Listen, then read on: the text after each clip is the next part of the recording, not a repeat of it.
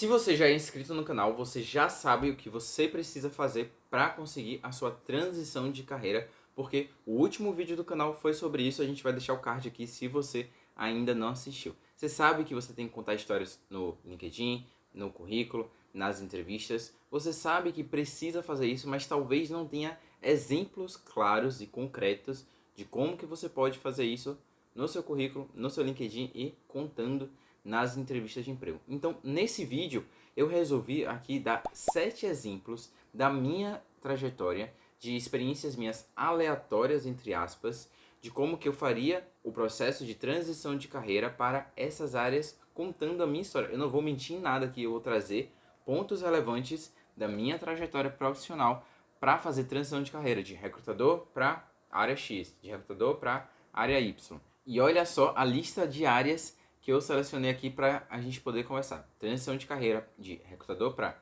treinamento e desenvolvimento, liderança de RH, analista financeiro, vendas e marketing, analista de dados, product manager e desenvolvedor de software. Como assim, Rick? Do recrutador para desenvolvedor de software? Sim, eu vou falar cada um. Eu sei que no início é um pouco mais claro como que eu posso contar as minhas histórias, mas se ficar até o final você vai ver como que você pode fazer transição de carreira para áreas totalmente diferentes da sua formação. Como é possível você pegar bem as suas histórias, escolher bem suas histórias para contar no currículo, no LinkedIn e nas entrevistas de emprego. Se você não me conhece, eu sou o Rick, sou gestor de recursos humanos, especialista em recrutamento e seleção, e esse aqui é o Rick Carreira, um canal para ajudar você a ter uma carreira rica de histórias. Como eu faria uma transição de carreira da área de recrutamento para a área de treinamento e desenvolvimento, que é uma sub-área do RH.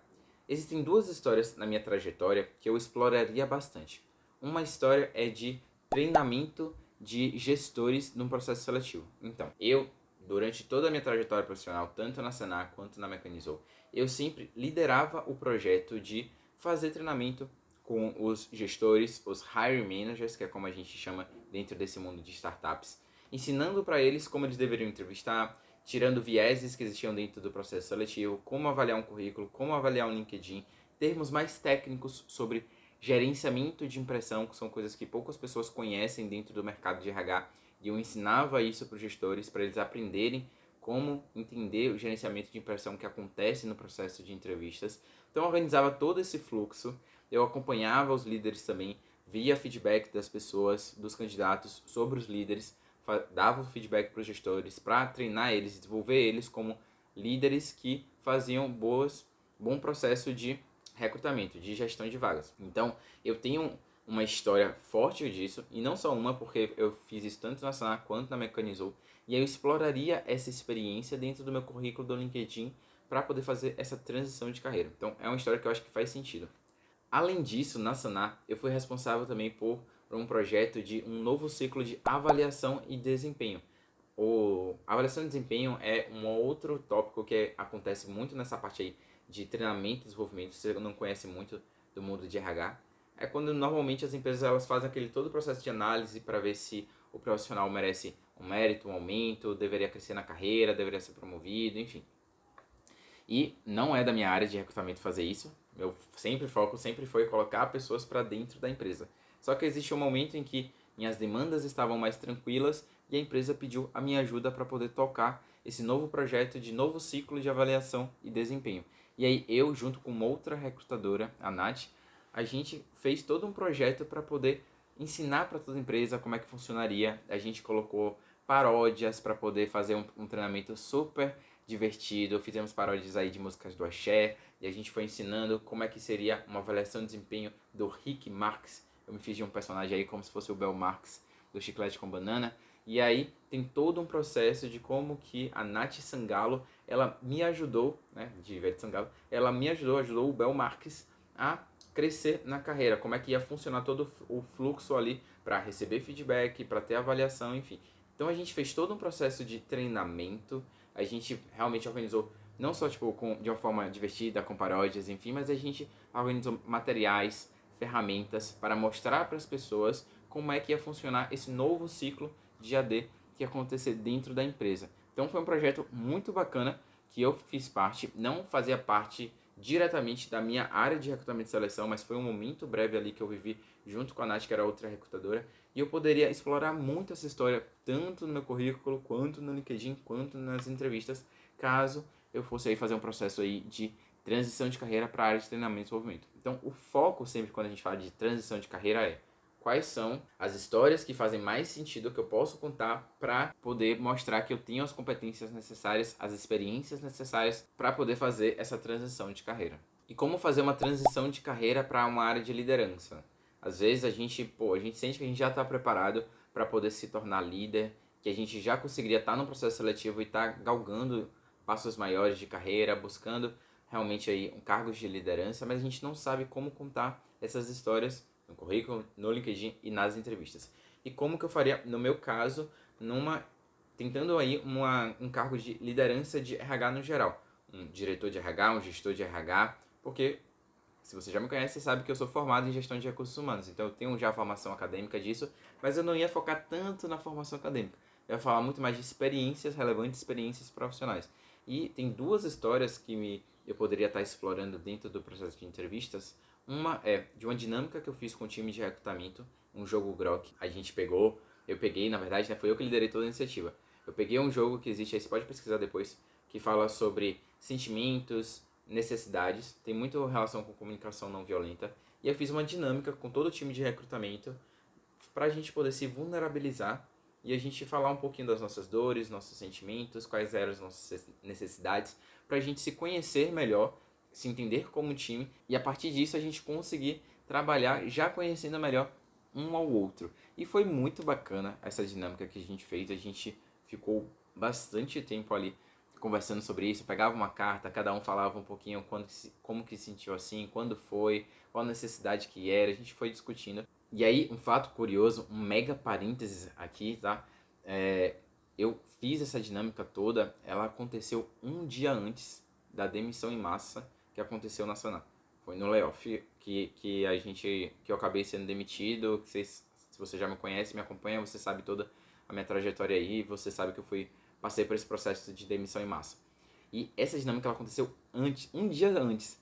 E aí depois algumas pessoas acharam que a gente sabia já que ia rolar a demissão em massa, porque a gente estava chorando numa sala de reunião e a gente já sabia o que ia acontecer e não queria mostrar para a empresa toda. Mas não tinha nada a ver com isso. Foi uma mega coincidência, porque eu só queria fazer um momento de vulnerabilidade para a gente poder dar passos melhores, para a gente poder realmente se conhecer um pouco mais.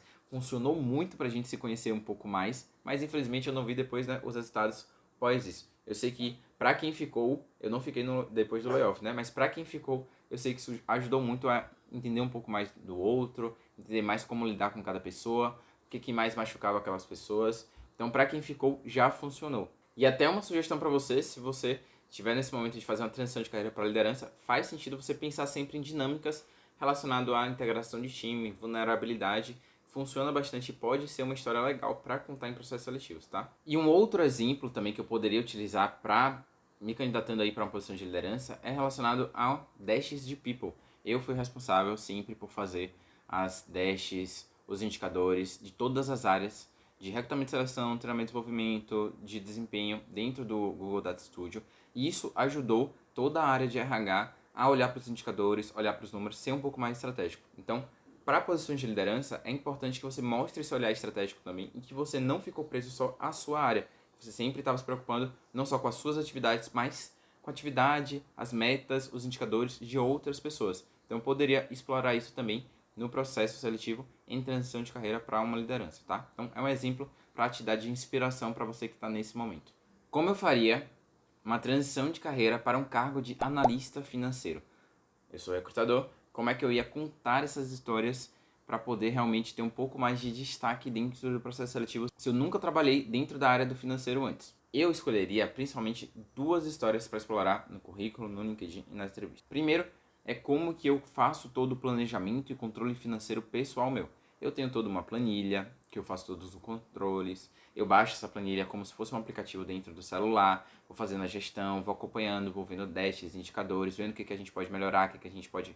eu falo eu e minha esposa, né? O que a gente pode fazer diferente para o próximo mês. Eu segmento lá, utilizo várias fórmulas dentro do Excel para poder facilitar. Então tem todo um planejamento, essa planilha foi construída do zero, que eu e minha esposa a gente utiliza hoje para poder facilitar no controle financeiro que a gente tem aqui dentro de casa.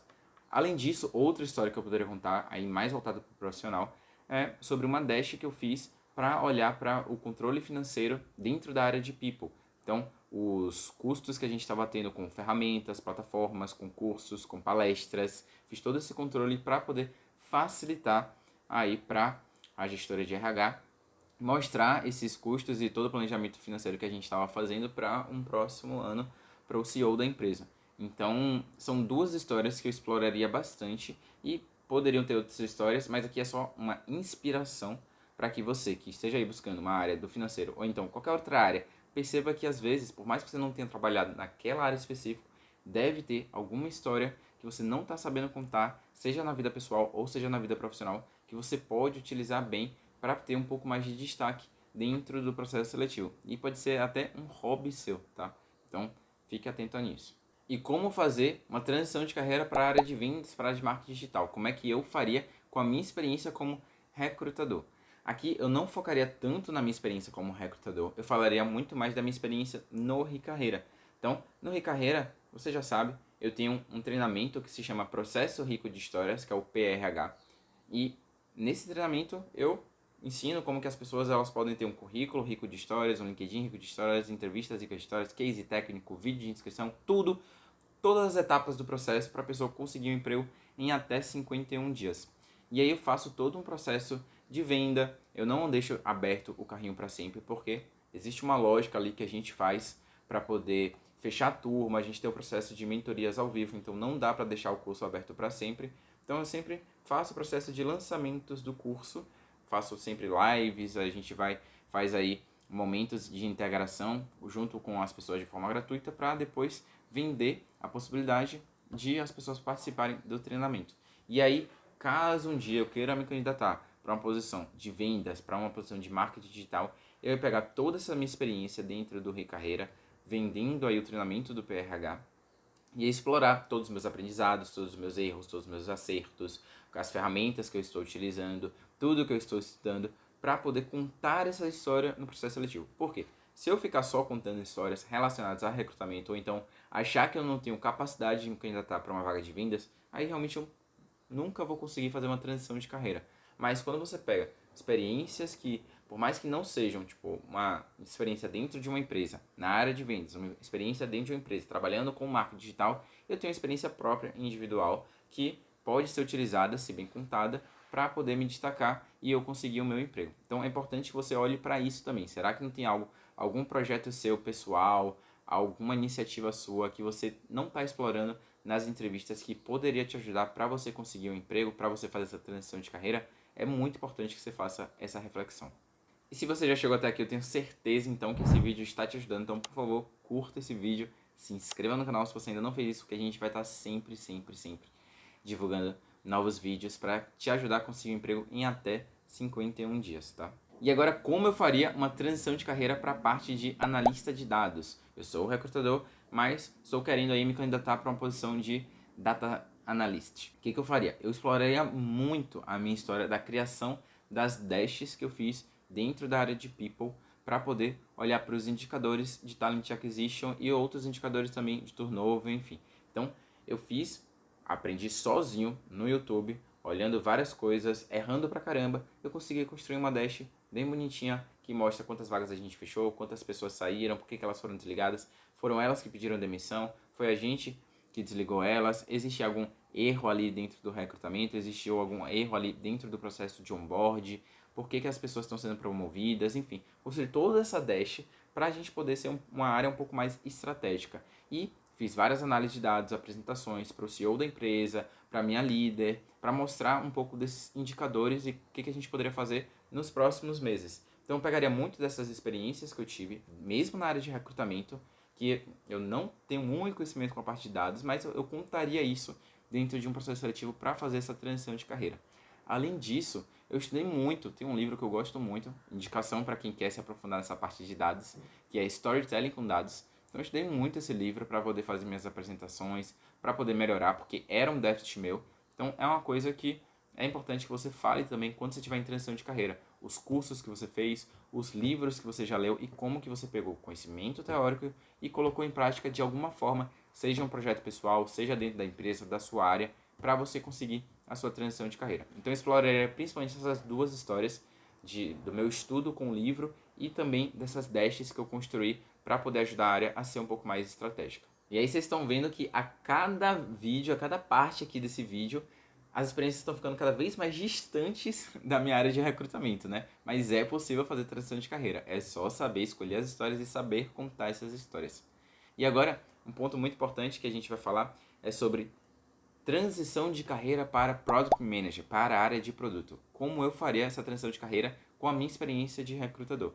E aqui um ponto importante é, a área de produto é uma área bem generalista. Normalmente você sempre tem alguma pessoa que está em transição de carreira. Seja que era um desenvolvedor que está em transição de carreira, um product design em transição de carreira, um recrutador ou uma pessoa da área de vendas, de marketing. Normalmente os PMs, a maioria dos PMs que eu contratei, eles vieram de alguma transição de carreira. Começaram estudando alguma coisa, mas depois mudaram de área. Então, falando agora principalmente para quem está na área de produto, se você está nessa área, saiba, fique tranquilo, fique tranquila que transição de carreira na área de produto é algo super comum. Você não está com passos atrás. Agora você pode estar com realmente não se destacando dos seus concorrentes, porque talvez você ainda não tenha aprendido a contar bem as suas histórias. E aí como que eu faria, como que eu contaria as minhas histórias para um cargo de PM? Tem duas histórias que eu acho que são importantes, que eu focaria bastante. A primeira é o curso do PM3 que eu fiz. Eu fiz o curso do PM3 lá no início da minha jornada para poder aprender um pouco mais da área de produto. O meu intuito não era ser um PM, o meu intuito era entender um pouco mais da área de produto, tecnologia, de design, para poder recrutar melhor, para poder ser um tech recruiter melhor. Só que, além do conhecimento teórico, eu peguei muitas das coisas que são ensinadas dentro do curso e coloquei na minha realidade, no dia a dia da área de recrutamento.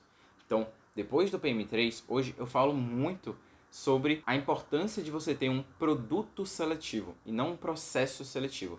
E eu fui construindo isso em todas as empresas que eu passei. Não era mais um mindset de processo seletivo, de um projeto, fiz um processo ali, pronto, acabei. É muito mais um produto em que a gente tem que o tempo todo estar melhorando, olhando para indicadores, para métricas, pegando feedback dos stakeholders, dos gestores, dos candidatos, vendo se eu realmente estou conseguindo fechar bem a vaga, vendo aí as plataformas que a gente utiliza para melhorar aí toda a gestão. Então, é realmente um produto, não existe uma entrega final. O tempo todo, o processo seletivo, né, que é o produto seletivo, ele estará evoluindo para você sempre melhorar os seus indicadores, melhorar a performance da empresa, melhorar o negócio da empresa, que é o mais importante. A gente estudar a área de produto para ajudar nos indicadores da empresa como um todo. E a área de recrutamento ajuda muito a empresa como um todo, porque sem a área de recrutamento não tem como você contratar as pessoas para você conseguir aí bater as suas metas. Então, eu exploraria muito como foi esse projeto de transformar o nosso processo seletivo em um produto seletivo,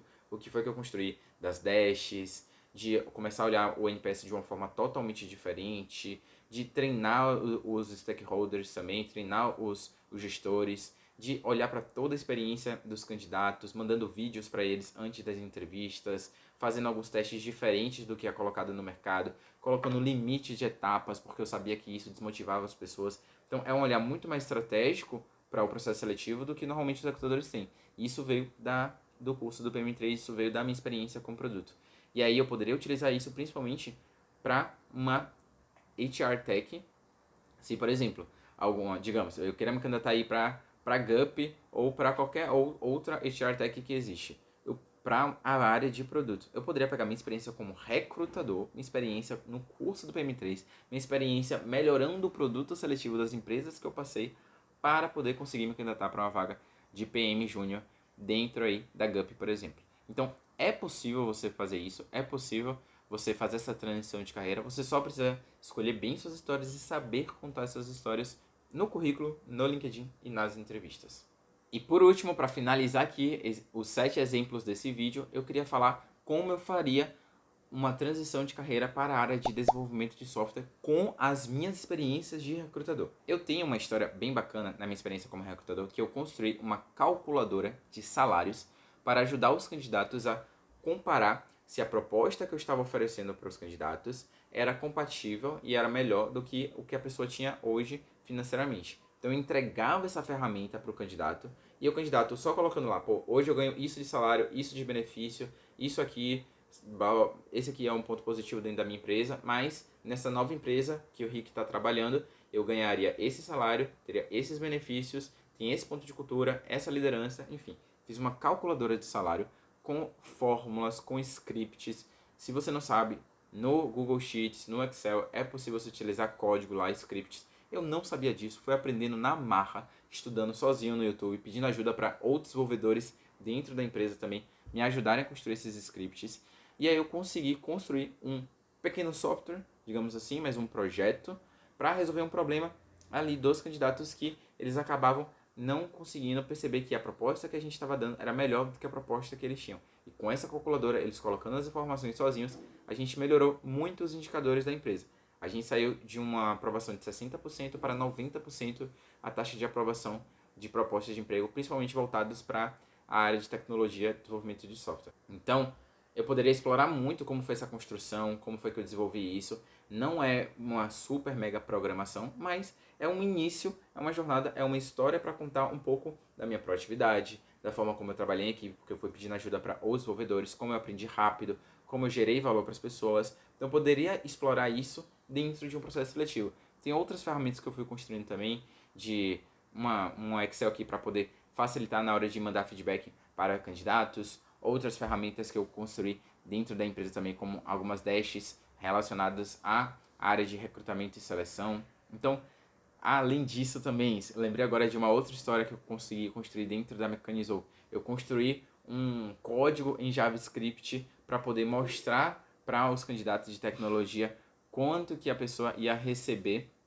ali no total, junto com o salário, mais benefícios e todas as outras informações, porque na Mecanizou, na época que eu estava trabalhando lá, o salário era em PJ, a gente trabalhava em PJ e não como CLT. E às vezes para as pessoas ficava difícil comparar uma proposta em CLT com uma proposta em PJ.